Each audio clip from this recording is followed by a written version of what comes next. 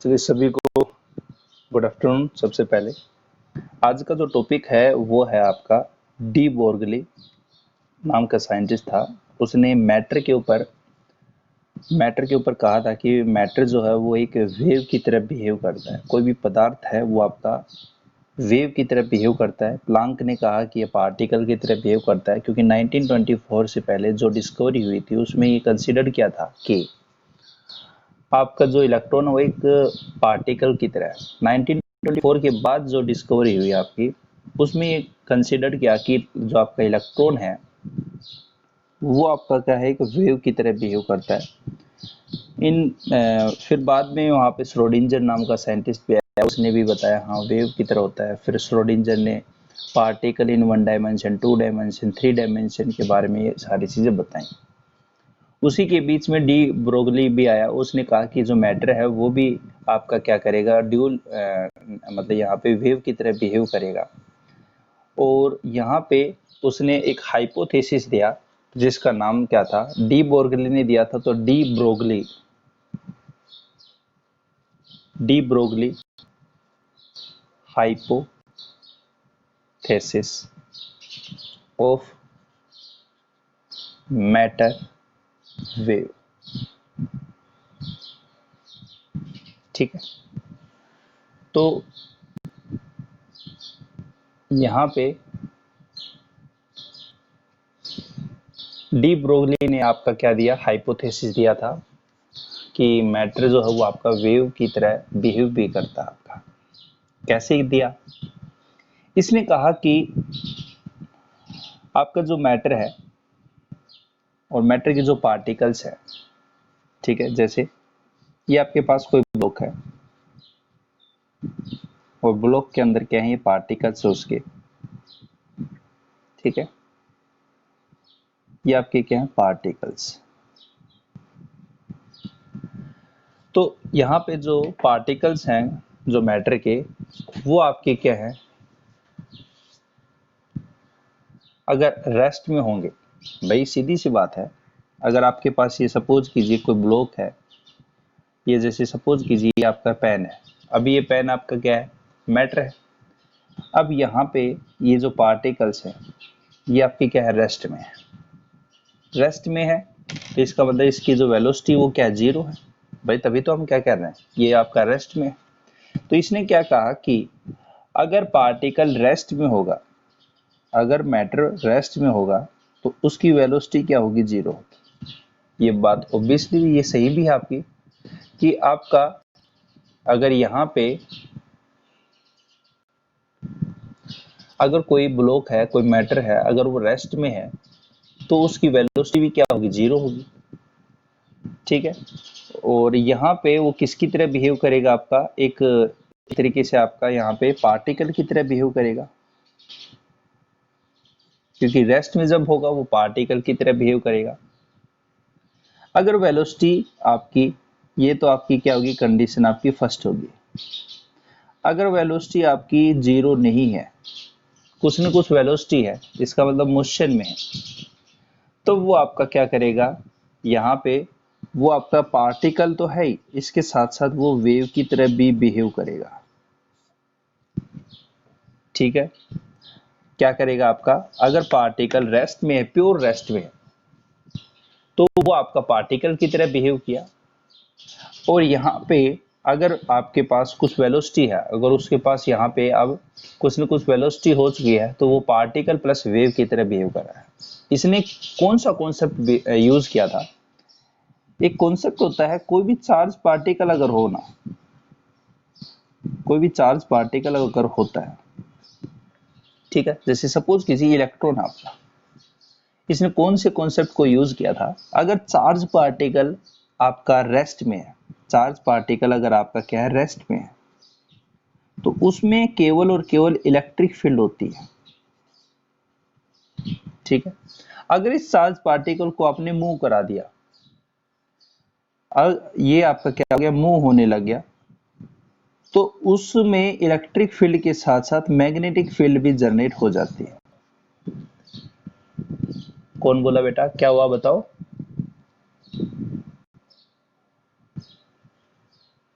Book side में, ठीक है, दिख रहा है।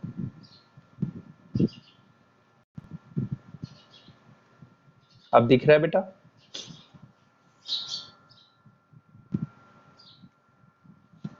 ठीक है, देखिए यहाँ पे जैसे आपका ये न्यूक्लियस है, न्यूक्लियस के सराउंडिंग में इसकी सेल है, जिसमें आपका इलेक्ट्रॉन ये रिवॉल्व कर रहा है, जो ऑर्बिट में आपके है, और ये ऑर्बिट में यहाँ पे जो घूम रहा है, इसके अराउंड में रिवॉल्व कर रहा है आपका। जैसे कि बोर ने बताया था कि बोर ने कहा था कि इलेक्ट्रॉन जो है एक आपके स्टेशनरी ऑर्बिट में क्या करता है, आपका रिवॉल्व करता रहता है। तो इलेक्ट्रॉन जब ये घूम रहा है तो इसमें आपकी इलेक्ट्रिक फील्ड भी है और मैग्नेटिक फील्ड दोनों ही है, दोनों ही इसमें क्या होती है, जनरेट होती है। इसी कॉन्सेप्ट को डी ब्रोगली ने मैटर के ऊपर लगाया और उसने कहा कि अगर मैटर जो है अगर वो रेस्ट में होगा तो उसके पार्टिकल जो है रेस्ट में है तो उसमें वेलोसिटी 0 है और वो पार्टिकल की तरह बिहेव किया। अगर वो जैसे आपका मोशन में हो गया तो उसमें पार्टिकल के साथ साथ क्या आ जाएगी, वेव नेचर भी आ जाएगी। तो यहाँ पे जितना ज्यादा वो मोशन में होता चला जाएगा उसमें आपका वेव नेचर भी ज्यादा होता चला जाएगा। तो इसी ने क्या बताया, वेव नेचर, इसका मतलब आपका यहाँ पे क्या है कि अगर पार्टिकल नेचर है तो पार्टिकल है उसका कुछ मास भी होगा, ठीक है, कुछ वेलोसिटी दी है, तो मास इनटू वेलोसिटी क्या होती है, लीनियर मोमेंटम होता है बेटा। क्या होता है, लीनियर मोमेंटम होता है। अब वेव है तो वेव होगी तो आपकी कुछ ऐसी वेव है, कुछ ना कुछ तो वेव होगा आपका।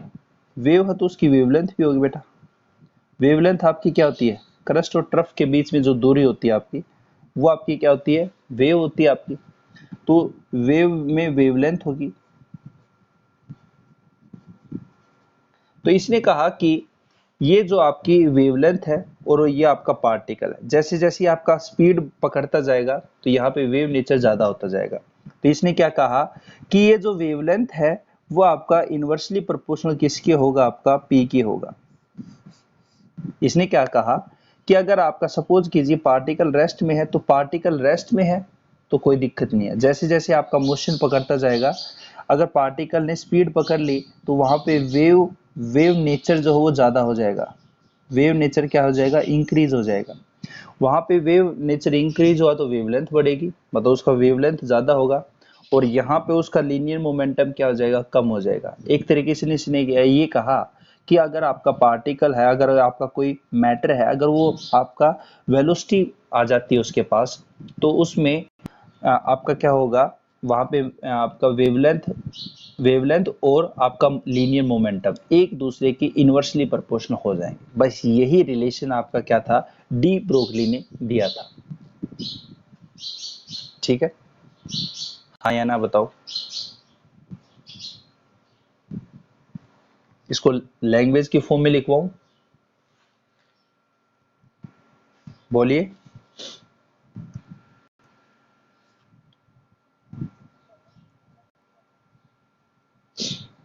इसने क्या कहा कि अगर कोई मैटर है,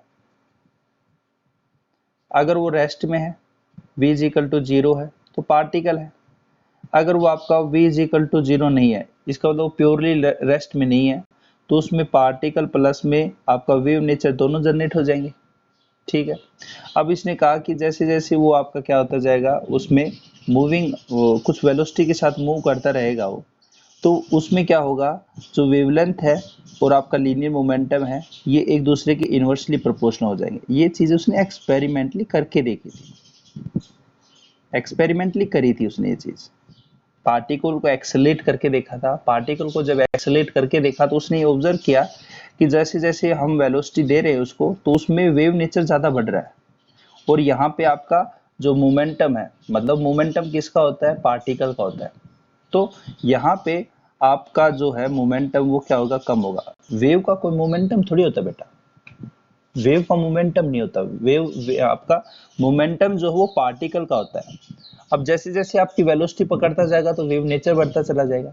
वेव नेचर बढ़ेगा तो इसने यही तो कहा कि वो ये अब पार्टिकल की तरह बिहेव नहीं कर रहा। अब वहां पे अगर आपके पास वेलोसिटी बढ़ गई तो आपका वेव नेचर ज्यादा हो गया, और उसका जो लीनियर मोमेंटम था, मतलब पार्टिकल नेचर था, वो क्या हो गया, कम हो गया। ठीक है, और ये पी जो हुआ आपका क्या है, पी, लीनियर मोमेंटम को पी से डिनोट करते बेटा। पी जो है लीनियर मोमेंटम है। ठीक है, तो यहाँ पे डेफिनेशन क्या हो जाएगी बेटा इसकी, according to de Broglie the wavelength of wave, wave की ही वेवलेंथ होगी बेटा, associated with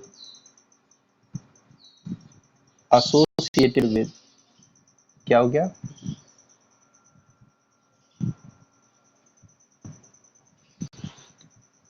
associated with A particle मास उसका कितना है, m है, हैविंग वेलोसिटी उसकी कितनी है, v है। देन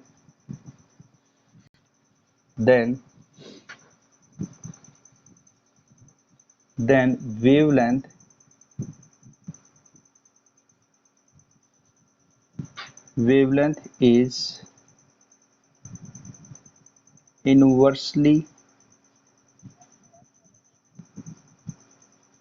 inversely proportional, क्या हो गया बेटा, ब्लर हो रहा है, टू द लीनियर मोमेंटम। एक बार होगी, मैं एक बार ये लिख देता हूँ, लीनियर मोमेंटम।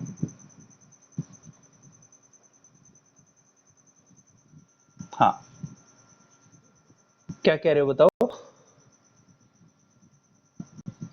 ठीक है, वो थोड़ा नेटवर्क इशू हो सकता है थोड़ा सा, और तो इसने क्या कहा बेटा कि according to de Broglie wavelength of a wave, associate किसकी वेवलेंथ है, कोई पार्टिकल है जिसका मास m है और वो कुछ वेलोसिटी के साथ दौड़ रहा है, यही तो बताया, कुछ पार्टिकल है उसका कुछ मास है, अगर जैसे जैसे वो दौड़ता जाएगा तो उसका जो पार्टिकल नेचर है, उसने कहा जो वेवलेंथ है, वेवलेंथ किसकी होगी, वेव की होगी, तो wavelength is inversely proportional to linear momentum.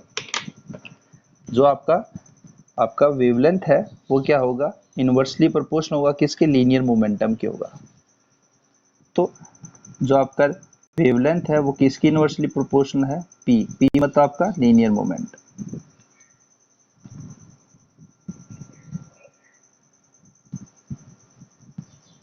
ठीक है बेटा, इतनी बात समझ में आई, तुम आगे चलो।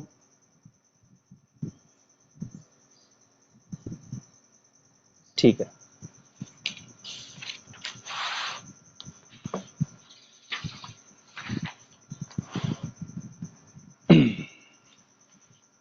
देखिए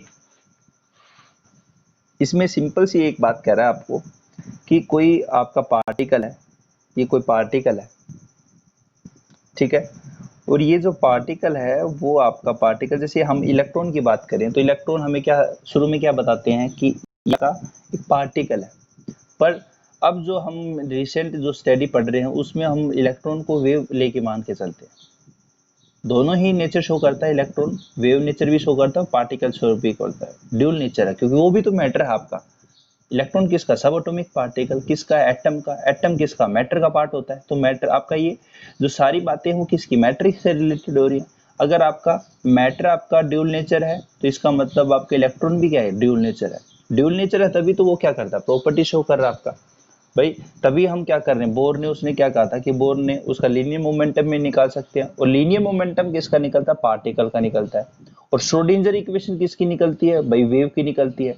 ये जो वेव लेंथ निकालते हैं ये किसकी निकालते हैं, वेव लेंथ की निकालते हैं, तो ये सारी किसकी निकालते हैं, वेव लेंथ है, जैसे फ्रीक्वेंसी है, टाइम पीरियड है आपका, एम्पलीट्यूड है, ये किसकी निकलती है, वेव की निकलती है, ये सभी किसकी निकलती है, वेव की निकलती है।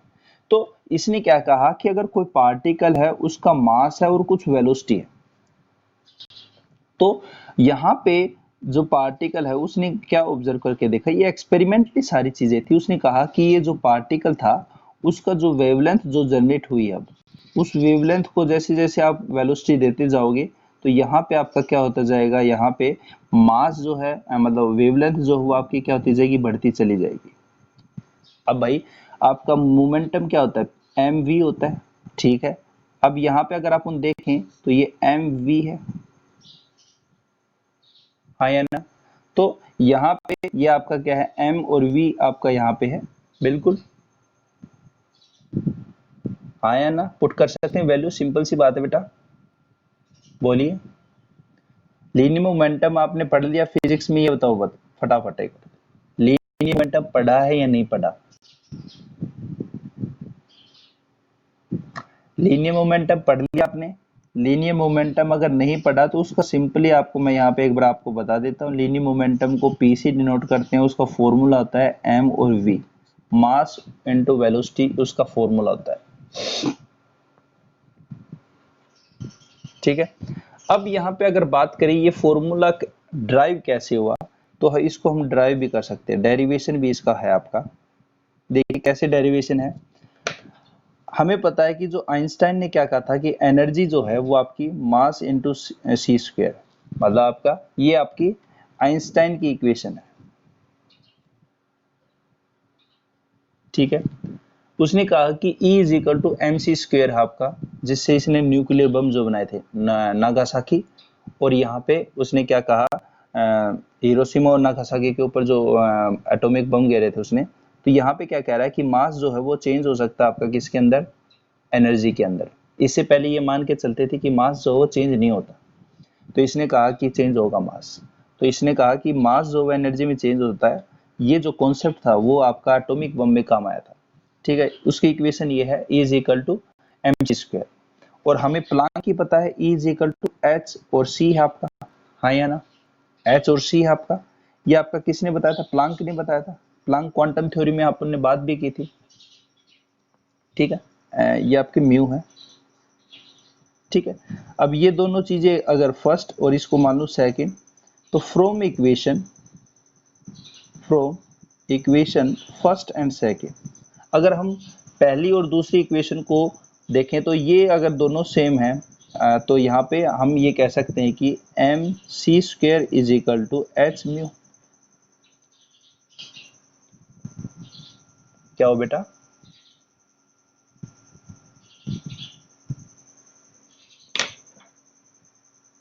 लैम्डा,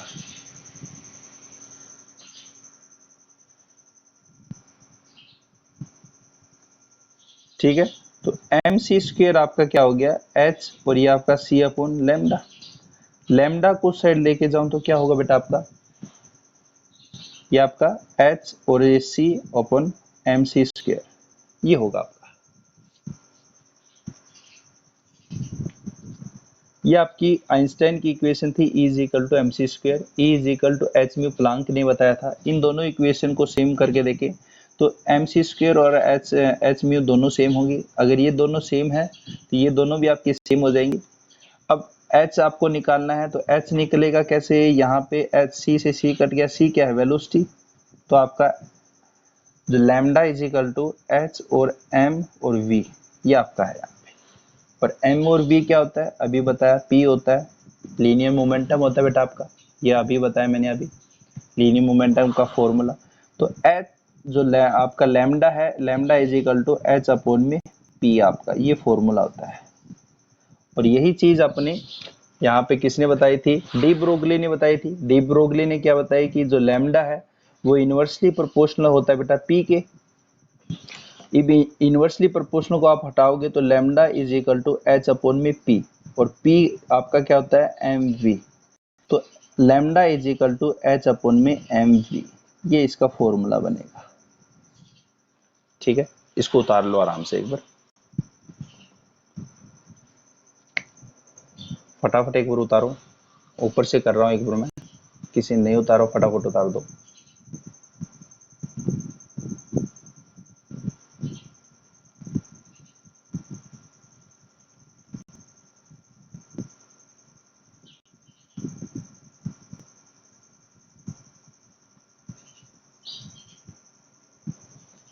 डेरिवेशन समझ में आ गया कैसे ये आपका ड्राइव हुआ है? Lambda is equal to H upon P, आया ना? ठीक है, ठीक है। ये आपका यहाँ पे लैम्डा इज इक्वल टू क्या, यहाँ पे ये फॉर्मूला आपका मेन है, ये वाला।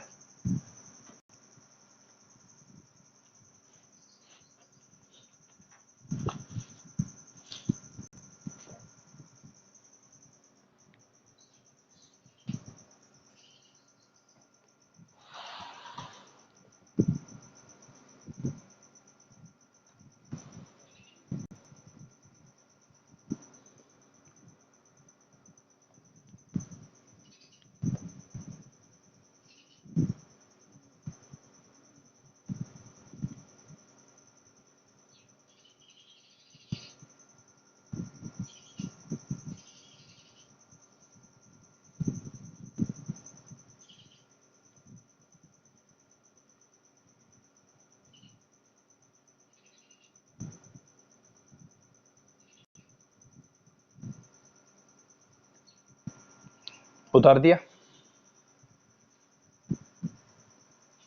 चलो आगे।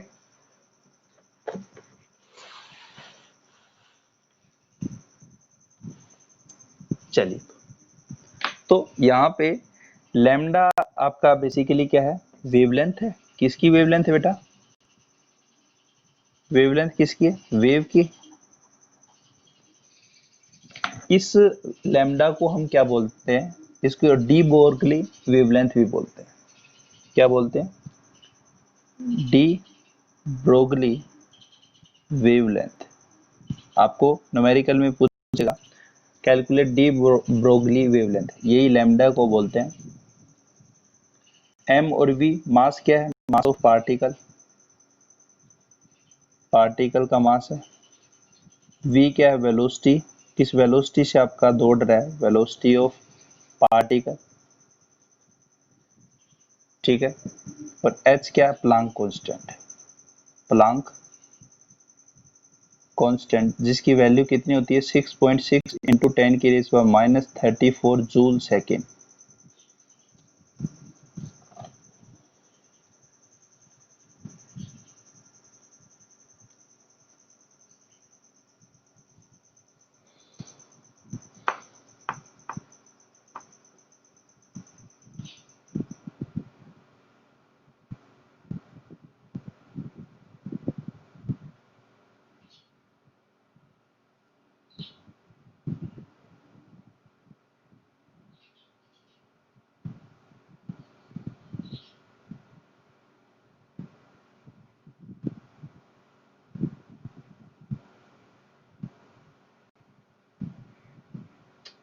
उतार दिया सभी ने?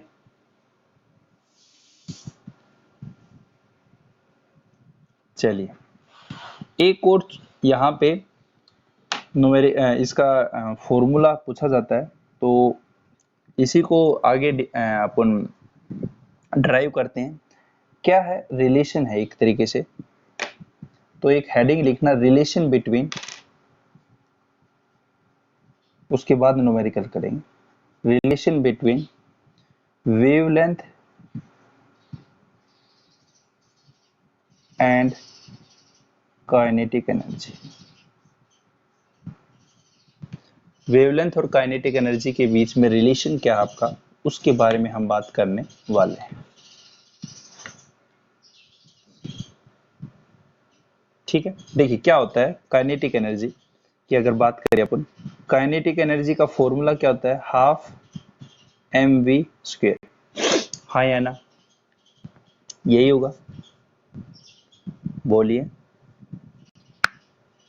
ठीक है, अगर हम इस इक्वेशन को दोनों साइड 2m से मल्टीप्लाई कर दें, multiply with 2m on both side, क्यों कर दे? ताकि इससे अपने रिलेवेंट इंफॉर्मेशन आ जाएगी। अगर 2m से मल्टीप्लाई कर दिया इस साइड और हाफ एम वी स्क्वेयर यहाँ पे 2m से इस साइड मल्टीप्लाई कर दिया, ठीक है बेटा। अब क्या चीज कट रही है, यहाँ से 2 से 2 कट रहा है। ये काइनेटिक एनर्जी जो है वो आपका ई एक्स से डिनोट कर देता हूं मैं। यहाँ पे काइनेटिक एनर्जी जो है उसको मैंने ई एक्स से डिनोट कर दिया। ये जो काइनेटिक एनर्जी है इसको ई एक्स लिख दूं। क्या हुआ, बोलिए। हाँ बोलो, कोई बोला?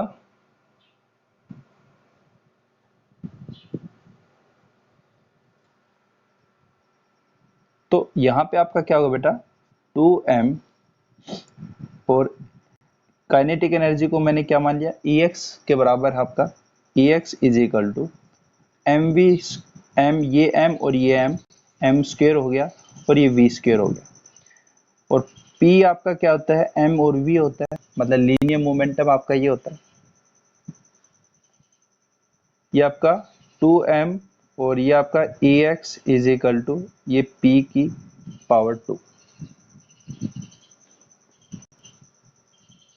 p को अगर मैं लिखना चाहूँ तो ये लिख सकता हूँ, इस साइड अगर करूँगा तो अंडर रूट आ जाएगा, तो 2m और ये आपका ई एक्स।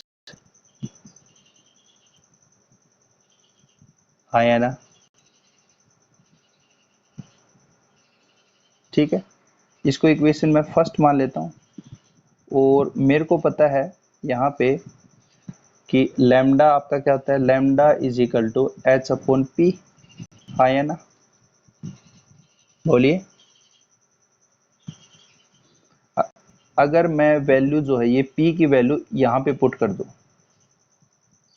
सेकंड इक्वेशन में, तो क्या बनेगी, लैम्डा इज इक्वल टू, मतलब from equation first and second क्या बनेगी, lambda is equal to H upon में ये अंडर रूट और ये 2m और ये ई एक्स, ये बनेगा। हाँ या ना। तो यहाँ पे ये रिलेशन है वेवलेंथ के बीच में, और ई एक्स आपका क्या है, काइनेटिक एनर्जी। तो ई एक्स आपका क्या बेटा, काइनेटिक एनर्जी। एच क्या है, प्लांक कांस्टेंट। एच क्या बेटा आपका, प्लांक कांस्टेंट है। और लैम्डा क्या है, वेवलेंथ है। और एम क्या है, मास है।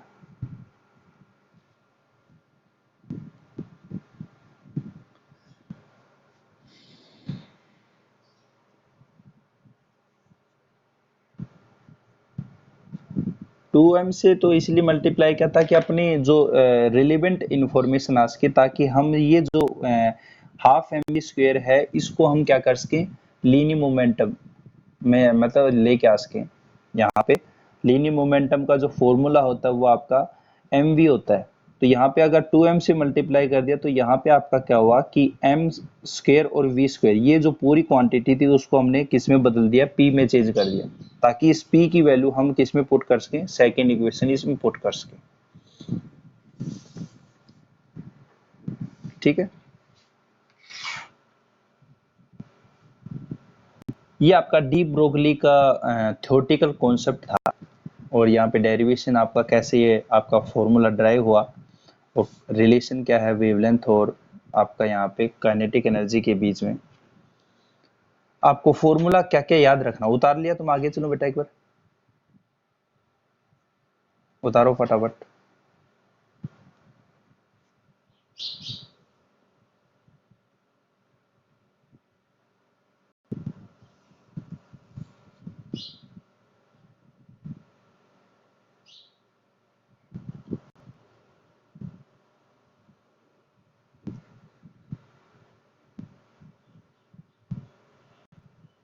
ओके,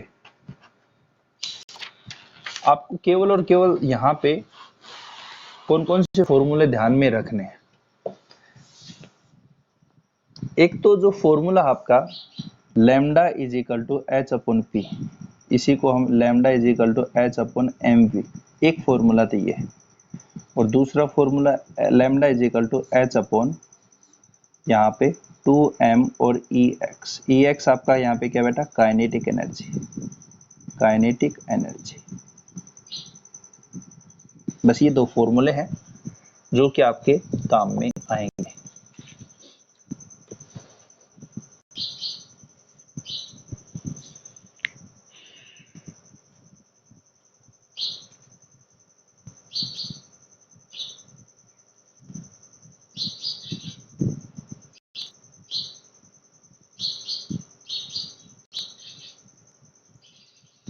उतार दिए।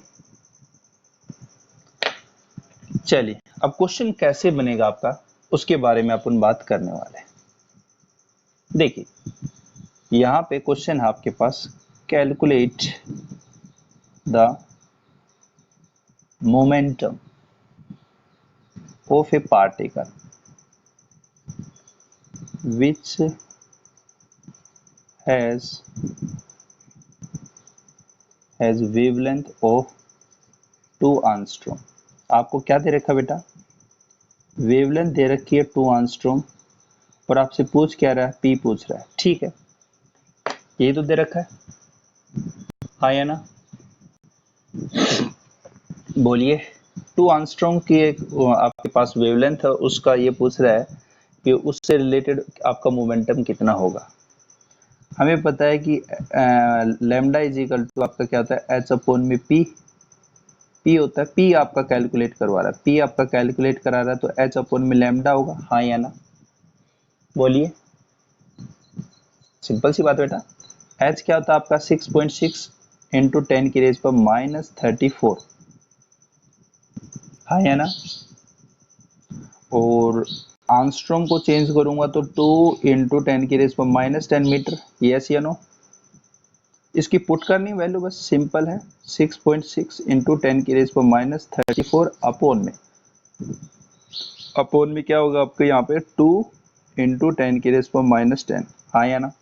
एच की वैल्यू पुट की है मैंने और लेमडा की वैल्यू पुट की है। लेमडा की वैल्यू कितनी थी आपकी, 2 इंटू 10 की रेज पर -10। बस काट दीजिए इसको, कितना कटेगा ये 3.3 और 10 ऊपर जाएगा तो ये आपका आ जाएगा 24, ये आ जाएगा। यूनिट क्या होती है इसकी, केजी, हाँ सॉरी माइनस का, केजी मीटर पर सेकंड, माइनस का आएगा, सही है, ऊपर जाएगा तो माइनस ही होगा। -34 और प्लस के 10 हो जाएंगे तो 24 ही आएगा बेटा, माइनस के।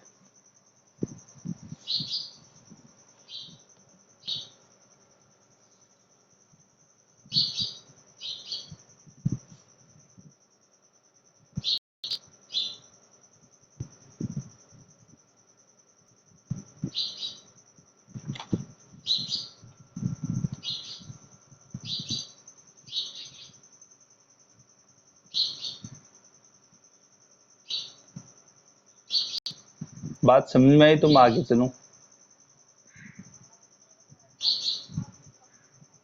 सभी को आगे। चलिए अब एक क्वेश्चन है, कोशिश करना। क्वेश्चन क्या है, an electron is moving with a kinetic energy of कितनी है, 4.55 इंटू 10 की रेस पावर 25 जूल। इतना काइनेटिक एनर्जी है उसकी। क्या पूछ रहा है, calculate de Broglie wavelength. De Broglie wavelength, simply wavelength ही पूछ रहा है, लैम्डा फॉर इट। चलिए आपको क्या दे रखा है, काइनेटिक एनर्जी दे रखी है 4.55 इंटू 10 की रेज पर -25, ये आपको पूछ रहा है, मतलब जूल है आपका, और ये पूछ क्या रहा है, लैम्डा,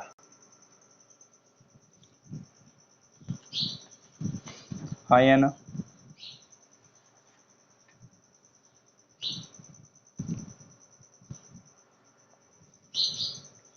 अब अपने को यहाँ पे क्या करना है, इलेक्ट्रॉन है, सबसे पहले काइनेटिक एनर्जी है, काइनेटिक एनर्जी हाफ mv² होता है, बोलिए।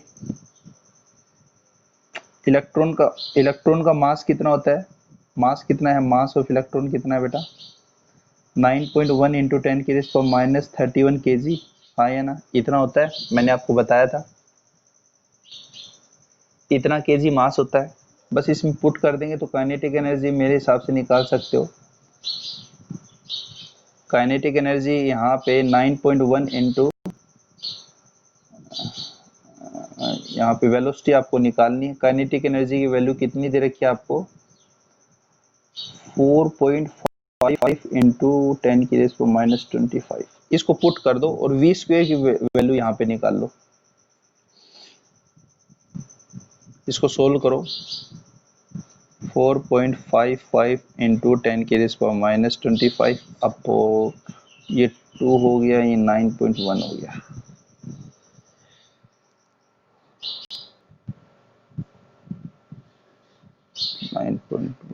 नाइन पॉइंट वन और यहाँ पे 31 भी नहीं लगाया तो